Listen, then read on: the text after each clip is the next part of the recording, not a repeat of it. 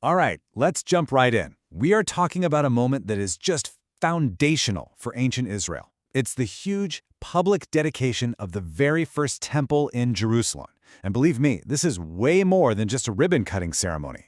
This is a nation basically defining its entire future, right here. So right in the middle of all this pomp and circumstance, King Solomon himself poses this just incredibly deep question. It kind of hangs in the air over the whole event because he knows he's got to tackle this massive theological problem before they can even get started. You know, to really get the weight of this, you've got to put yourself there. Just picture it. Years and years of construction are finally over.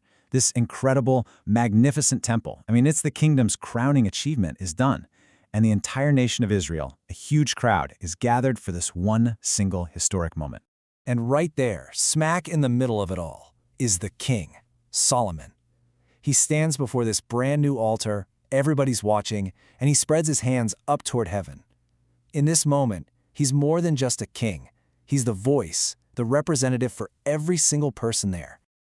Okay, so before Solomon can even start asking for any kind of blessing, he has to deal with that big question, right? The elephant in the room. He has to face this central paradox of the whole project head-on. How in the world do you build a house for a God who is infinite, a God who is everywhere? And his answer? Well, it's just brilliant.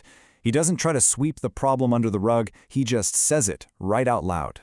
This is a truly incredible moment of theological honesty.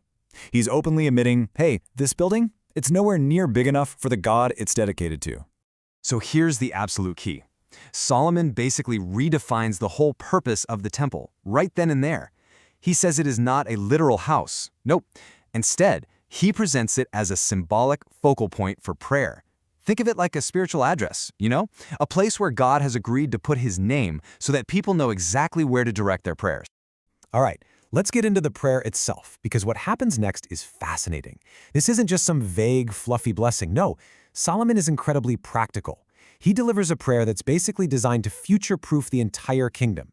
He's setting up a protocol for pretty much every crisis you could imagine. And what's cool is he uses this clear, repeating formula. It's almost like a spiritual system. It goes like this. Step 1, a national crisis happens, and it's usually because of the people's own actions. Step 2, the people turn back and pray toward the temple, that divine focal point we just talked about. And finally, step 3, God hears from heaven, forgives them, and sets things right again. And the list of potential problems he covers? It's unbelievably thorough.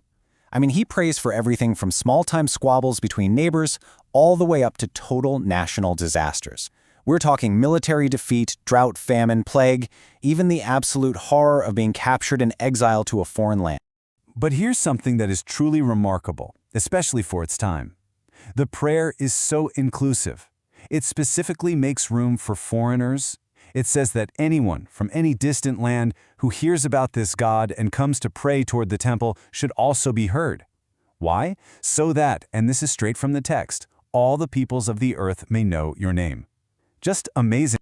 Okay, so Solomon finishes this incredibly detailed, very serious prayer. And then the whole vibe just flips completely. The talking part is over, the serious future-focused part is done, and now begins what you can only call the ultimate national housewarming party. And the scale of this party, it's just mind-boggling. Let's start with the fellowship offerings. These were the sacrifices that were part of a huge communal meal. Get this, Solomon and the Israelites offer 22,000 cattle.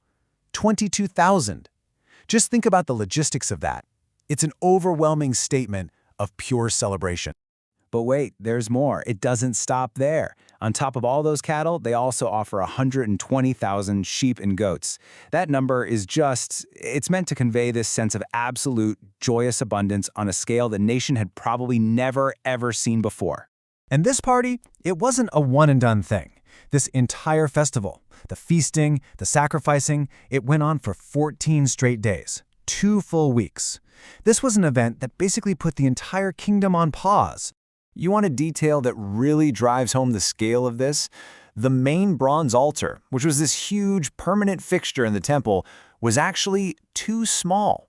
It couldn't handle the sheer number of offerings. They had to consecrate the middle of the courtyard just to make more room. The party literally overflowed the brand new facilities. How incredible is that? So as we start to pull this all together, it's really important to see this dedication not as just one thing, but as a legacy made up of two totally distinct but equally powerful parts. So on one side, you have the prayer. It's solemn, it's verbal, and it's all about the future. It's the king's plea to God, setting the spiritual rules of the game, so to speak. And then, on the other side, you've got the celebration. It's joyous, it's physical, and it's all about living in that present moment. It's the whole nation's overwhelming, gut-level response. And the result of this huge two-part event? Well, the text tells us that when it was all said and done, the people went home joyful and glad in heart. You can just feel it, right? It was this moment of deep national unity, of satisfaction and spiritual renewal that people would talk about for generations. And all of this leaves us with one last big question to think about. This whole story is just such a powerful example of how a physical building can become the absolute heart of a people's identity. Their collective hopes, their fears, everything. And it really makes you wonder, doesn't it?